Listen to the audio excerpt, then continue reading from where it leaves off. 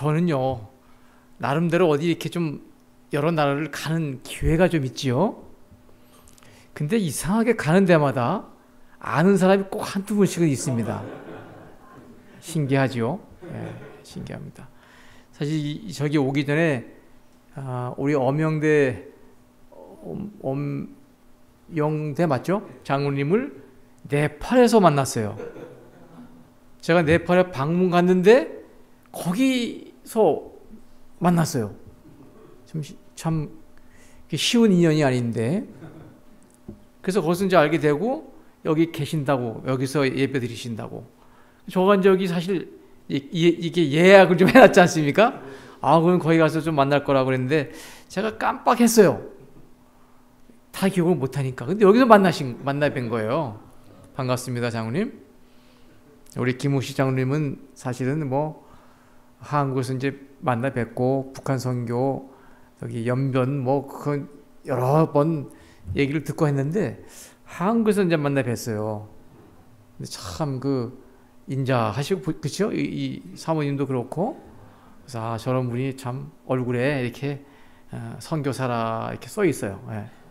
장로님도 만나서 반갑습니다.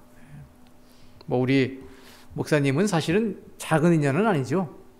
전명선교사에서 거의 뭐 훈련을 3개월 시켰고 또 현교주에서 뭐 한 10개월 정도 있었고 그때부터 뭐 여러분들이 잘 아시겠지만은 순수 그 자체죠. 예. 지금도 변함이 없는 것 같아요. 예. 그냥 아이 같았죠. 예. 사모님을 잘 만난 것 같아요. 그래서 이게 이 보안이 아주 그냥 잘 되는데 사실 여러분들이 지금은 모르시지만은 이제 이분들이 떠나면 아마 느끼실 그 빈자리가 우리 사모님 빈자리가 아마 분명히 느끼실 겁니다. 제가 보니까 하루도 안 됐는데 우리 목사님보다 제가 더 가까워진 것 같아요. 성품이 참 이렇게 오픈하시고 참 편하게 남을 해주는 그래서 여러분이 복받은 교회입니다. 복받은 교회예요. 목사님을 두 분이나 모시고 있지 않습니까? 목사님.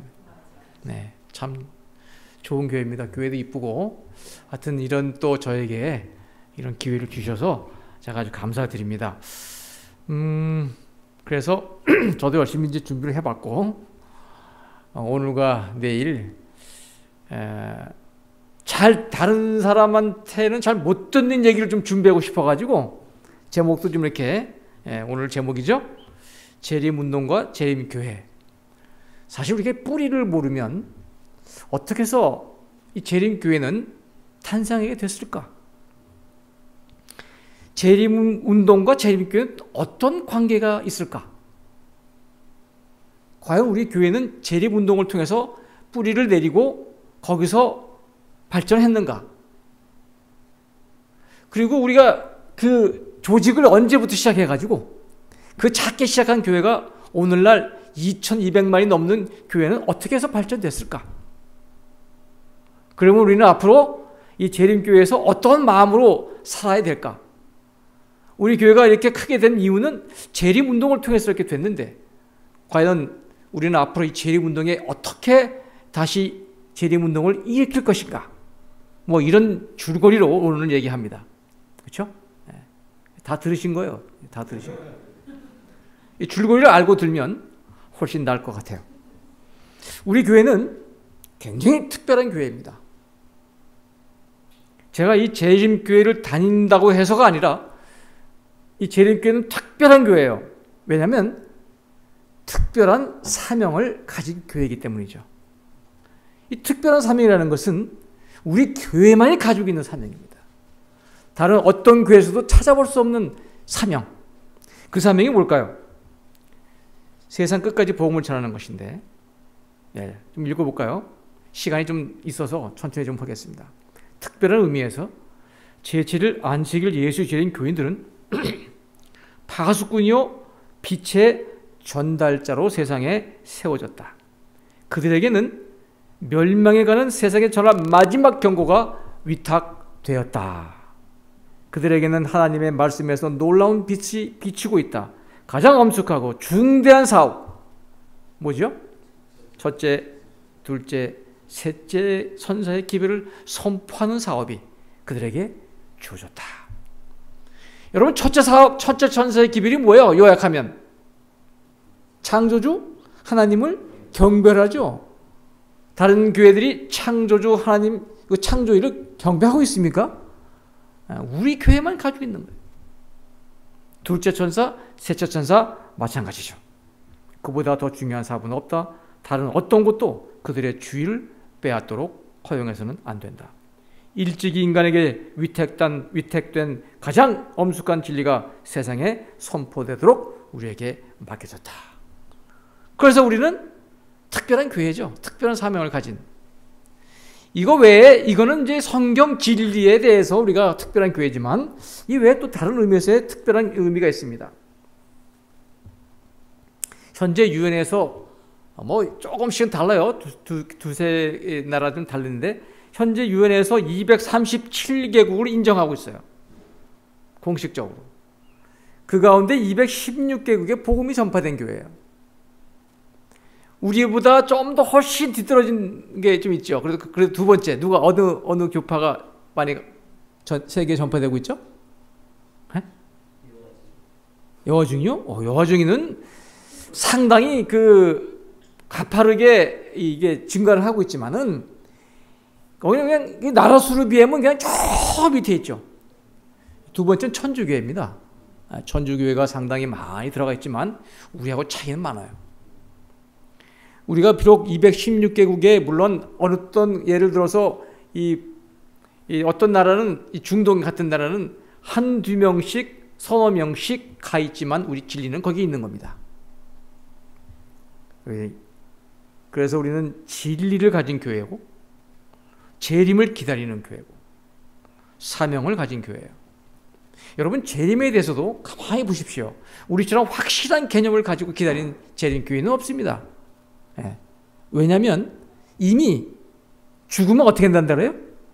바로 천당 가고 지옥 간다고 그러죠. 이미 천당에 간 사람들이 그 재림의 개념이 이상한 거예요. 영혼만 갔다가 예수님 재림할 때 이 육체가 살아나고 또 영혼이 합쳐가지고 아주 애매합니다. 휴거라는 곳도 있고요. 중간중간에 어떻게 해요? 슉슉 하늘 또 가는. 애매합니다. 그러나 우리처럼 정확하게 잠잠은 아무것도 모르고 있는 상태에서 예수님의 음성을 들을 때 정확하게 일어나서 하나님과 만나서 가는 이 재림을 기다리는 교회. 그래서 그 재림 기별을 전하는 사명을 가진 교회라서 우리는 특별한 겁니다. 그래서 우리는 이 사명을 어디까지요? 온 세상에 하나님의 명령입니다. 이분의 유언과 같은 거예요. 그래서 우리는 온 세계에 복음을 전하기 위해서 굉장히 애를 쓰는 교회입니다.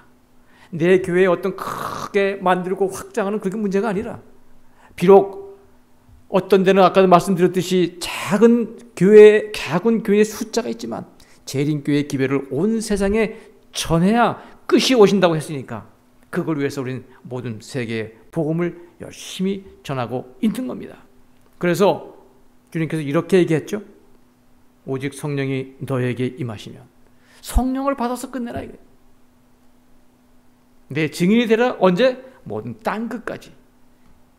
이 말씀을 하시고 저희 보는 데서 올리우시니 구름이 저를 가리워 보이지 않게 하더라. 그때로부터 예수님의 제자들이나 우리들은 무슨 소망을 갖고 사는 거예요? 재림의 소망을 가지고 사는 거죠. 지금 이 대총회가 아주 많이 지금 쓰고 있는 단어고 그 다음에 이렇게 집중하고 있는 것에 선교 재조명입니다. 미션 리포커스라는 말을 아주 많이 씁니다. 그 이유가 있어요. 그 이유가 선교의 방향을 미션 리포커스잖아요. 재조명을 하자 이거예요. 그래서 텐포리 윈도우라는 것이 많이 떠오릅니다. 여러분, 한국말로 말하면 텐포리 창인데 윈도우가 창이니까 좀 어울리지 않아요. 그냥 템포리 윈도우. 요 지역 템포리가 뭐냐면 이 위도가 여기서부터 40도까지 속한 나라의 를 템포리 윈도라 그래요. 그 여기 지도에 이렇게 나와 있죠? 노랗게 이렇게 황색점 되는 거. 요 나라가 템포리 윈도예요. 이게 왜 그러느냐면 여기에 인구의 3분의 2가 삽니다. 요쪽에 이 넓은 데는 다 놔두고 템포리 윈도에 인구의 3분의 2가 살아요. 52억 8천만 명. 그런데 이 또 80%의 가난한 나라가 여기에 또 몰려있네. 그리고 이 지역에 예수 그리스도의 복음이 가장 적게 지금 들어간 나라. 요 템포리 윈도우에. 그리고 전도하기가 가장 힘든 나라입니다. 기독교를 핍박하는 세계 50개의 나라가 있어요. 기독교를 핍박하는 나라. 뭐 대충 알겠죠? 기독교 싫어하는 나라가 있지 않습니까? 모슬렘, 힌두, 불교 이런 국가들 50개 국가 중에 요 템포리 윈도에 45개 국가가 서 있어. 상당히 힘듭니다. 전하기가. 그래서 여기에 복음을 우리가 좀 전해야 되는데 왜냐하면 거대한 불균형이 있는 거예요. 우리 교단의 99%의 재정이 요 템포리 윈도우 바깥 지역에서 쓰고 있어요. 물론 헌금도 요 바깥의 지역에서 나오죠. 많이. 그렇다고 99%의 재정을 요 템포리 윈도우 바깥 지역에다가 지금 쏟고 있다고요. 교인이 제일 없는 데인데 여기가. 그 다음에 선교사의 97%가 요 템포리 윈도우 바깥 지역으로 보내요. 여기는 많이 핍박을 당하고 어떤 교단 뭐 어렵죠. 그래서 이거를 우리는 대충에서는 거대한 불균형, the great imbalance라고 부릅니다. 그래서 여기다가 어떻게 하자고요? 선교의 포커스를 여기 이렇게 많은 사람들이 아직 복음을 모르는데 언제 땅끝까지 전하겠느냐? 요약된 것이죠. 세계 인구의 3분의 2, 52억이 사는데, 예. 그런데 교인 수는 270만 밖에 안 돼요. 나머지 1950만 명은 그 템포리 윈도우 바깥에 있다고요. 인구의 3분의 2가 여기 사는데 잘못됐죠? 그 때문에 우리 교회 기관 수, 교회 수가 그 인구의 3분의 2가 있는 52억이 있는 그 지역에 23,923개밖에 없으나 바깥에는 14만 9,200. 그래서 이거를 연구하면서 학자가 우리 교인 학자입니다. 세계의 모든 자원이 이 통계는 세계 교회의 모든 자원이 템포리 창 지역을 중심으로 재조정되어야 함을 보여줍니다. 그래서 지금 대총회가 많은 예산을 여기다가 주기로 했어요. 그리고 선교사도 많이 보내기로 했고요. 자, 이 얘기를 제가 왜 했냐면 최근에 작년 10월 8일이죠. 이 템포리 윈도우에 아주 모슬렘이 가장 많은 나라 방글라데시, 파키스탄, 스리랑카는 불교가 있고요. 네팔은 힌두교죠. 이 네 나라가 작년 10월 8일에 우리 부가태 지혜로 넘어왔습니다. 상당히 많은 도전이 있겠죠? 그래서 이 갑자기 13의 지혜 중에 모슬렘이 가장 적었던 우리 부가태 지혜가 지금은 가장 많은 지역으로 변해버렸어요. 상당히 도전입니다. 여기 보시기에 알겠지만은 공식적으로는 지금 1억 8천 됩니다. 방글라데시가 1억 6,900만 원이 돼 있죠. 파키스탄이 2억 3,100만 원이 돼 있죠. 지금 거의 2억 4천이 되고요. 여기는 인구가 무지무지하게 늘어나고 있습니다. 아직도. 모슬렘은 인구 제한이 없어요. 거기 교리 중에 하나가 우리가 이 교인수로 세계를 정복하자입니다. 그래서 4명의 부인까지 허락이 되죠. 제가 유간다에 있을 때 제가 같이 일하고 있던 그 드라이버가 있었는데 그 부인이 4이에요. 아이가 몇이냐면 22명이에요. 네 가정에 22면 한 가정당 평균 5명 넘는 거죠. 너 이름 다 외우냐? 못 외운대요. 못 외울만 하죠. 나이도 잘 모르는 거야 다. 22명 어떻게 다 외웁니까? 이런 나라가 모슬렘 나라예요. 그래서 지금 이 네 나라가 우리한테 들어왔어요. 노랗게 칠해진 나라가. 기존에 있는 것은 이미 있던 나라고. 그래서 이 나라를 이렇게 보면은 이제 요 8나라가 우리 북아태주에 속해진 거예요. 어떻게 됐어요? 뚝뚝 떨어진 섬 같아요. 그죠? 예, 상당히 지금 어려워졌습니다. 한번 가려고 해도 요 대한민국에서 예? 여기 파키스탄 가려면 12시간 걸립니다. 자, 어쨌든 뭔가 그런 얘기고, 이 네 개국이 편입됨으로 말미암아 우리 지금 NSC는 9개 국가가 됐어요. 북한까지. 이것은 왜 하나님께서 이것을 주었을까? 이 성교하기 힘든 지역을 한국 사람만의 한국 사람이 지니고 있는 선교 열정만이 여기에 복음을 전할 수 있기 때문입니다. 지금도 이미 방글라데시에는 김원성 목사님이 거기 연합회장으로 있습니다. 파키스탄에는 이면주 목사님이 이미 연합회장으로 있고요. 그 다음에 그 밑에 한두 명씩은 한국 사람들이 하고 있어요. 네팔도 3명의 한국 목사님들이 거기서 일하고 있어요. 물론 합회장은 네팔 사람이지만. 그래서 상당히 도전이 많고 상당히 어렵지만 한쪽으로는 희망이 있고 또 역량이 아주 많은, 그래서 하나님께서 우리에게 주신 겁니다. 여러분이 생각날 때마다 이 북아태주의 나라를 위해서 특별히 이 네 나라를 위해서 기도해 주시면 고맙겠습니다. 자, 이제 오늘 설교의 주제로 돌아가려고 합니다. 재림운동과 재림교회. 재림교회와 재림운동은 사실은 뗄래야 뗄 수 없는 관계입니다. 우리는 재림운동이 우리하고 무관하다고 생각하죠. 그러나 사실은 그렇지 않아요. 그런데 재림운동하면 누구하고 또 연결될 수가 없어요? 윌리엄 밀러하고 이 재림운동하고는 뗄래야 뗄 수가 없습니다. 이 윌리엄 밀러는 11형제와 5남매의 장남이에요. 16남매의 장남이라고.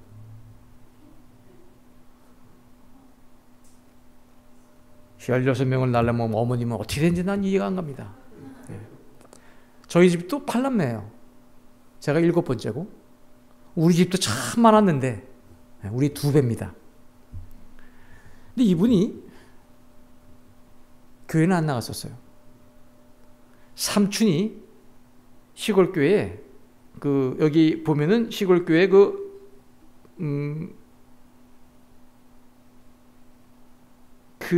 교회 침례교회를 삼촌이 시골에서 운영하고 있었어요. 그러니까 어머니는 이제 거기에 이제 나가니까 이 밀러도 어머니를 기쁘게 하기 위해서 가끔 나간 거예요. 그런데 여기 보니까 제가 조사해 보니까 이 1816년 10월 12일 1816년 10월 10일 외울 필요는 없지만 교회를 참석했는데 그 집사님이 갑자기 이 윌리엄 밀러한테 이사야 53장을 읽어달라고 요청을 한 거예요. 그래서 할 수 없이 이제 그 이사야 53장을 읽다가 보니까 이사야 53장이 무슨 얘기죠? 예수님의 고난장이죠. 그가 찔림은 우리의 허물로 인하며 그가 채찍에 맞음으로써 우리가 나음을 입었고 그가 상함으로 인해서 우리가 평안을 얻었고, 이 윌리엄 밀러가 그걸 읽으면서 얼마나 감동을 받았는지 성령이 임한 거죠. 그래서 눈물을 흘리고 내가 교회를 나가야 되겠다 해서 정식으로 교회를 그때부터 나가기 시작한 겁니다. 그래서 1816년이에요. 10월 달에. 그로부터 이 밀러는 뭔가 한번 시작하면은 아주 열심히 그걸 파는 성격이 있었어요. 그래서 자그마치 13년을 성경을 계속 연구합니다. 연구하면 연구할수록 예수님의 재림이 가까웠다는 걸 자꾸 이게 생각이 나는 거예요. 그러니까 하나님께서 음성을 주신 거겠죠. 13년 동안 연구한 다음에 좀 더 확실하게 위해서 2년을 더 연구해요. 총 15년을 성경을 계속 보면서 1831년에 15년 지난 다음에 1831년에 그가 자기 서재에서 마지막 막 공부하고 기도하다가 일어서면서 기도하면서 이렇게 약속을 합니다. 주님, 저에게 성경 연구를 한 것을 가르쳐 달라고 하는 사람이 있다면 제가 가겠습니다. 15년 만에. 왜냐하면 마음에 그 부담이 있었던 거예요. 근데 그 기도를 하고 나니까 마음이 편해지는 거예요. 왜 편해지느냐? 나 이제 기도했다. 여기 나오는 얘기 나옵니다. 나 기도했으니 뭐 나는 이제 하나님께 다 맡긴 거야. 그런데 55세가 된 이 시골 농부한테 누가 성경 공부를 가르쳐 달라고 하겠느냐? 이런 마음으로 이제 편해진 거예요. 근데 여러분, 기도한 지 딱 30분 만에 조카가 옵니다. 조카가. 누나의 아들이죠.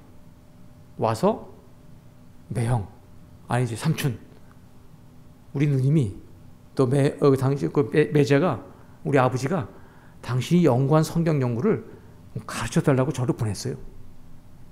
그는 분명히 하나님께 약속을 했어요. 이젠 거부할 수가 없습니다. 그래서 그 길로 누나네 집에 가서 첫 번째 성경 공부를 합니다. 어디서요? 누나의 집 부엌에서. 뭐 집회 장소가 넉넉지 않으니까. 제가 이 얘기를 하는 것은 재림교회와 재림운동과 어떤 연관이 있는지를 말씀드리는 거예요. 거기서 13가정이 모였는데 일주일을 전도했어요.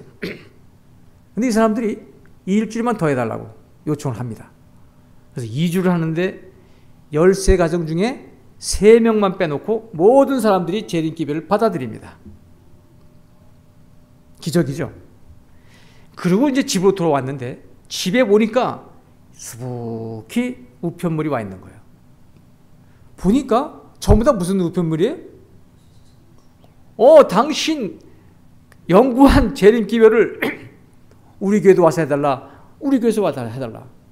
그로부터 그는 단상에 서서 말씀을 가르치기 시작합니다.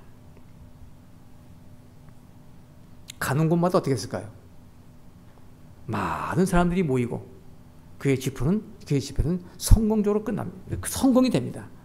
그래서 그로부터 밀러라이트라고 밀러주의자가 생깁니다. 밀러를 따르는 사람들이죠.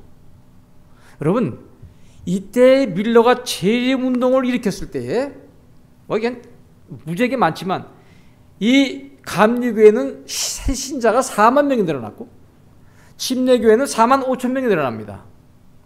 이게 무슨 얘기죠? 재림운동이 있는 곳에 뭐가 일어난다고요? 폭발적인 부흥이 일어난다는 겁니다. 여러분, 이 재림운동은요, 초교파적이었어요. 한 교파가 아니었습니다. 감리교, 침례교, 조합교회, 크리스찬교회, 장로교회, 성공회, 화란개혁교회, 루터교회, 그 다음에 퀘이커교회. 이때는 교단이 많지 않았습니다. 거의 많은 교단들이 이 재림운동에 참여했었죠. 저는 분명히 곧 재림운동이 다시 일어날 것이라 확신합니다. 한 가지 달라지는 게 있다면 이때는 밀러주의자들이, 밀러를 따른 사람들이 재림운동을 일으켰지만 이제는 누가 그 중심에 설 거예요? 교회가 재림운동에 앞장설 겁니다. 우리 네파교회의 모든 교인들이 이 재림운동이 일어날 때에 중심에 서야 되겠어요? 안 서야 되겠어요? 서야 됩니다. 준비해야 돼요. 여러분, 세상의 모든 돌아가는 이치가 그렇지 않습니까? 예수님이 곧 오실 것을 눈이 얘기하고 있습니다. 이때의 재림을 기다리는 사람들의 생활의 전부는 이렇게 기록하고 있어요. 대망, 출판, 준비, 헌신. 대망은 뭐예요? 큰 소망이죠. 예수님이 곧 오신다는 소망입니다. 10월 22일 날 1844년. 그런데 이 사람들은 이 기쁜 소식을 우리만 알아서는 되지 않는다고 생각하고 어떻게 해요? 그 당시에 책을 하나 만들려면 얼마나 힘들었겠어요. 그러나 열심히 긁어댑니다. 출판합니다. 그리고 나가서 전했죠. 그러면서 이들은 재림을 준비하는 것이고, 이렇게 하는 사람이 헌신적인 생애를 살 수밖에 없지요. 이렇게 이들은 살았어요. 많은 얘기가 있습니다. 빚진 자는 빚을 갚아주고, 회사는 문을 닫고 모든 돈을 갖다가 다 팔아서 가난한 나웃을 나눠주고, 얼마나 많은 일들이 많은지 몰라요. 자, 그런데 이렇게 기다리던 재림이 뭘로 끝났습니까? 대실망으로 끝나게 되죠.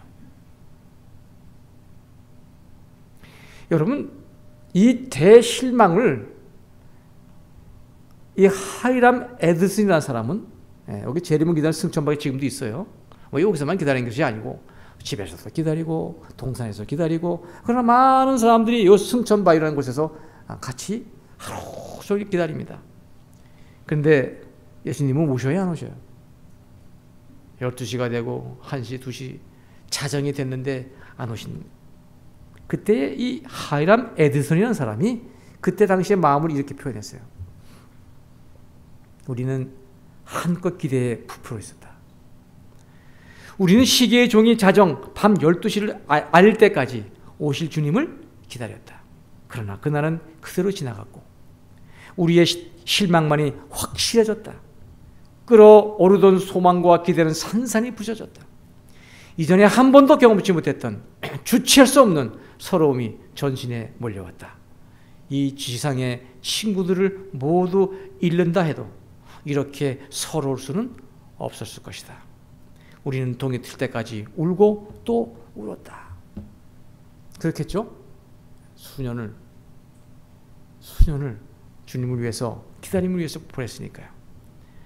자, 그런데 이 재림운동 후에 화입 부인은 분명히 얘기합니다.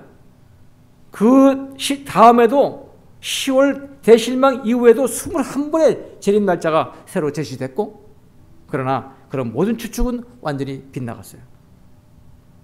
그래서 이제 이 재림의 시기는 어떻게 해요? 들먹일 필요가 없으며, 그리고 우리 백성들에게 또 다른 확정적인 날짜를 선포하는 일을 해서는 안 된다. 여러분, 이건 굉장히 중요한 기별입니다. 우리 재림교회는 더 이상 재림의 날짜를 정하지 않습니다. 그렇기 때문에 어떠한 그런 재림의 날짜를 속인다고, 날짜를 정하고 아무리 여러분이 접근해도 절대로 흔들리시면 안 돼요. 날짜를 정하면 아닙니다. 그 제가 여기 얘기를 좀 드리고 싶어서 잠깐 적었고요. 자, 그런데 여기서 중요한 것은 과연 이 재림운동은 누가 일으켰을까? 윌리엄 밀러가 일으켰을까? 또 윌리엄 밀러가 오른팔 역할을 했던 하이람 에드슨이 일으켰을까? 여러분, 화입 부인은 분명하게 이렇게 얘기합니다. 하나님께서 천사를 보내사 성경을 믿지 않던 한 농부의 마음을 감동시켜 뭘 연구하게 하셨다? 예언을 연구하게 하셨다. 나는 주님의 손이 1843년의 도표를 가리키시는 것을 보았는데 그것은 변경할 수가 없었다. 나는 1844년 당시에 외침에 하나님께서 함께 하신 것을 보았다. 그러나 1843년에서 결국은 1844년으로 또 다시 변경했죠. 가장 멀리까지 미치는 시간 계산은 1844년 가을까지이다. 누가 일으켰어요? 재림운동은? 하나님께서 일으켰습니다. 당시에 많은 것들이 세상에 나왔었어요. 진화론이 나왔고요. 하나님의 창조와 반대되는 이론들이 많이 나오기 시작했어요. 그래서 하나님께서 이 재림운동을 일으키셔서 모든 사람의 시선을 어디로 향하게 한 거예요? 하나님께 향하게 한 것입니다. 그렇기 때문에 재림교회의 역사와 발전은 재림운동과 뗄 수가 없는 겁니다. 저도 사실은 재림운동, 이게 가끔 목사들이 만나서 또 이력교인들이 만나서 제가 성경 공부를 하다 보면 당신들도 한국에는 재림교회가 무슨 교회로 지금 이렇게 평가해 봤습니까? 이단으로 봤죠. 아직도 그래요. 당신들은 재림의 시기를 정하기 때문에 뭐 여러 가지 얘기하죠. 제가 그때 그랬어요. 아니다. 우리는 재림운동가는 사실은 그렇게 큰 연관은 없다. 거기에서 우리가 뭔가 이렇게 시작됐지만은 우리는 재림교회가 시작된 이후로는 한 번도 재림교회 우리가 재림운동을 날짜를 정한 적은 없다. 좀 부인을 했었죠. 그러나 분명히 재림교회는 재림운동과 아주 밀접한 관계가 있는 겁니다. 하나님께서 일으켰죠. 자, 대실망 후에 항상 보면은 두 무리가 있습니다. 이제부터 재림교회가 어떻게 탄생되는지 잠깐 봅니다. 한 무리는 가라지고 한 무리는 알곡이에요. 하나님의 말씀에 신앙의 기초를 주지 않고 사람의 의견에 신앙의 기초를 두었던 사람들은 이때 즉시 그들의 견해를 바꾸었다. 그렇죠? 의지가 박약하고 겁이 많은 자들은 조롱하는 자들과 합세하여 다시는 예수 재림을 두려워하거나 재림을 기대할 필요가 없다고 주장하였다. 항상 두 무리가 있습니다.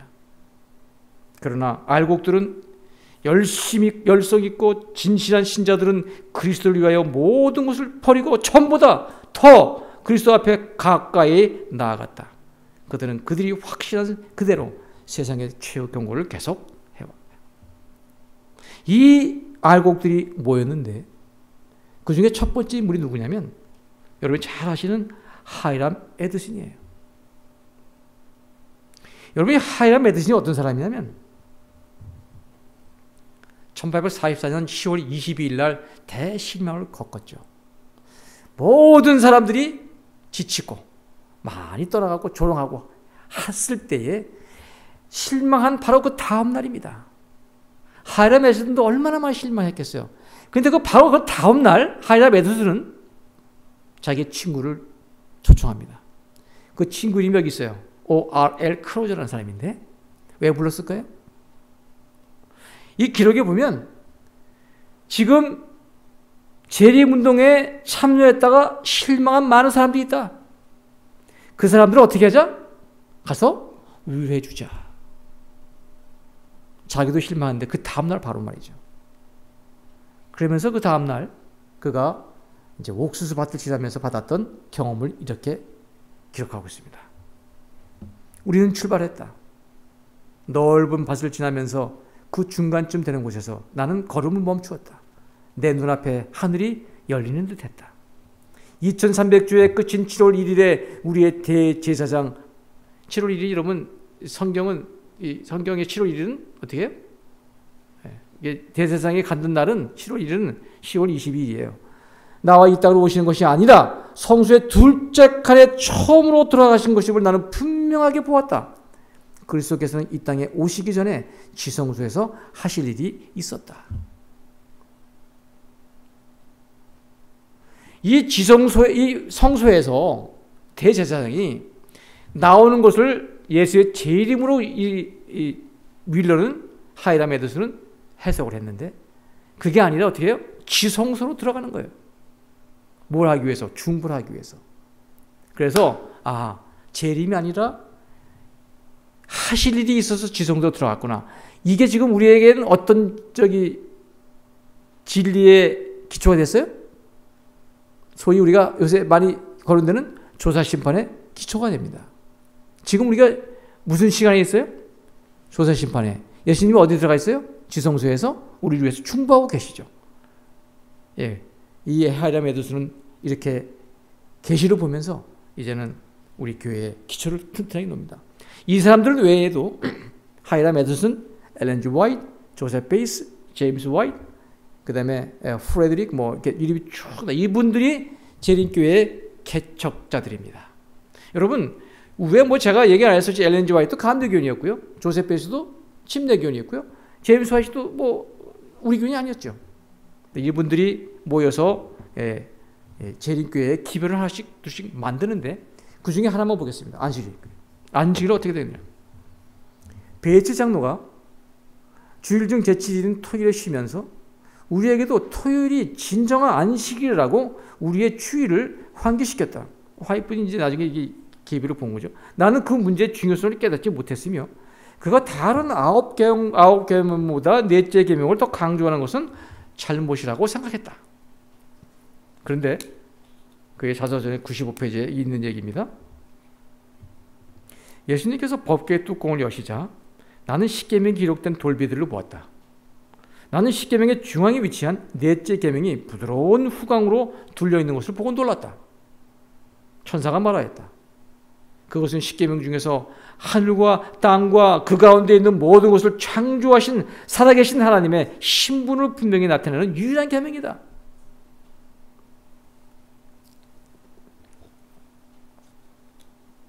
이 다음부터 화이프는 나중에 결혼한 제임스 화이프하고 같이 안식일을 지키기 시작하고, 안식일 교인들이, 안식일 지킨 사람들이 하나씩 둘씩 늘어나면서 안식일 교회의 토대가 놓여지기 시작합니다. 여러분, 1831년 재림운동 이후에 우리 이 남은 무리들, 알곡들이 모여서 성경 연구를 하면서 각 교회로부터 성경에 기초한 진리들을 받아들이기 시작한 거예요. 루터파에서는 성경의 권위, 감리교에서는 성령 감화, 성공에서는 회심 체험, 속죄, 재림, 제7일 침례에서는 안식일 침례, 각 장로에서는 장로제도, 개혁주의에서는 성서, 장로제도, 침례에서는 침례, 이런 걸 하나씩 다 받아들이기 시작합니다. 그러면서 제7일 안식일 예수련교회가 탄생을 하지요. 언제 탄생했습니까? 1860년에 탄생을 합니다. 그리고 이 교회 조직은 1863년에 합니다. 5월 21일 날. 통계는 그 당시에 없었어요. 거의 교인이 없었으니까 400몇 명 있었어요. 그러나 통계 잡히기 시작한 것은 67년 4,432명이 등록 교인수로 통계 잡혔습니다. 근데 오늘날 어떻게 됐어요? 이거 보시면 알겠지만 아까 얘기했죠? 216개국에 2,200만이 넘는 교회로 성장했습니다. 어떻게 이렇게 성장했을까요?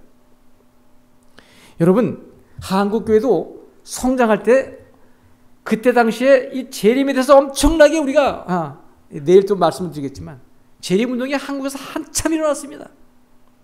재림운동에 일어날 때는 항상 교인들이 폭발적으로 늘어납니다. 우리 교회는 재림을 강조하는 교회이기 때문에 오늘날 이렇게 크게 성공을 하죠. 자, 이것은 시간 없어서 못하겠습니다. 대중회가 있고 지회가 있고 연합회가 있고 합회가 있고 대회가 있고 거기에 얼마나 많은 것들이 있는지 여러분에게 제가 이걸 좀 소개해 주려고 했는데, 여기 보면 1863년 5월 21일 121개 교회에서 3,500명의 성도로 시작하죠. 지금 안수 목사가 우리 전체 21,300, 교단 임직원이 32만 8천, 많죠? 학교가 9,500, 식품 공장이 22개나 있고요. 이건 이제 세계적으로 하는 겁니다. 병원, 요양원, 치과병원, 어마어마하게 큰 교단입니다, 우리가. 여러분, 아드라는 엄청나게 역할을 하죠. 이렇게 해서 13 지회에 4개의 어태치드 필드가 지금 현재 대총회 밑에 이렇게 있는 겁니다. 2200, 이게 2022년 12월 30일 통계예요. 항상 2년이 늦어요. 다 모이려면 힘드니까. 지금 더 늘었겠죠. 동아프리카는 교인이 500만 명입니다. 동아프리카. 그 다음에 서아프리카는 100만 명이고요. 100명은 아무것도 아니죠. 필리핀만 하더라도 전 교인 수가 170만 명입니다. 내가 여러분 기억도 못하겠어요. 자, 여러분, 초대교회의 재림운동의 결과입니다. 예수님이 승천하면서 너희가 간 그대로 오시려 했어요. 그때 제자들이 자기 시대에 예수님이 오실 줄 알았던 겁니다. 그래서 어떻게 해요? 열심히 전하는 거죠. 재림운동을. 그래서 그들이 그렇게 열정적으로 전했을 때에 성령이 임했습니다. 그리고 보시면 알겠지만 3천, 5천 이렇게 교회가 부흥하는 것이죠. 이제 우리가 상당히 많이 정체성에 올라가 있어요. 정체됐어요. 내일 얘기하겠지만 그것은 참 아이러니한 거예요. 재림교회인데 재림에 대해서 많이 얘기하지 않죠.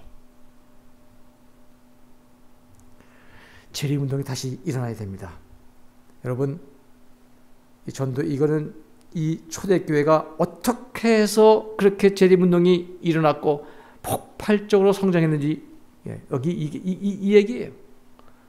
제자들은 완전히 연합했고요. 하나로 연합했고요. 더 이상 싸우지 않았습니다.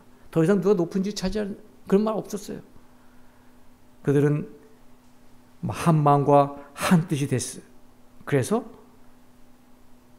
세상에 나갔을 때 폭발적으로 교인들이 증가합니다. 똑같은 얘기예요. 단결하고 연합했고 불화와 분열은 오직 연합함이 있고 단결이 필요하고 단결하라 연합하는 것은 힘이 있다. 여러분 교회는 절대 분열되면 안 됩니다. 교회는 정말 하나가 돼야 돼요. 연합해야 돼요. 그래야 힘이 있는 것입니다. 자, 여기 보면 초대교회와 종말교회 비교, 이거 조금 하고 마치겠습니다. 예.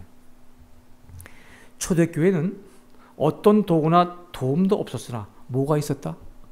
성령이 함께했다. 그러나 오늘날 우리에게는 활용 가능한 각종 도움이 산재해 있지만 뭐가 없다? 성령이 결핍되어 있다. 여러분 동감하십니까? 지금 우리는 각종 컴퓨터니 뭐 AI니 무슨 뭐 챗 GPT니 각종 그런 도움 활용한 것들이 산적해 있어요.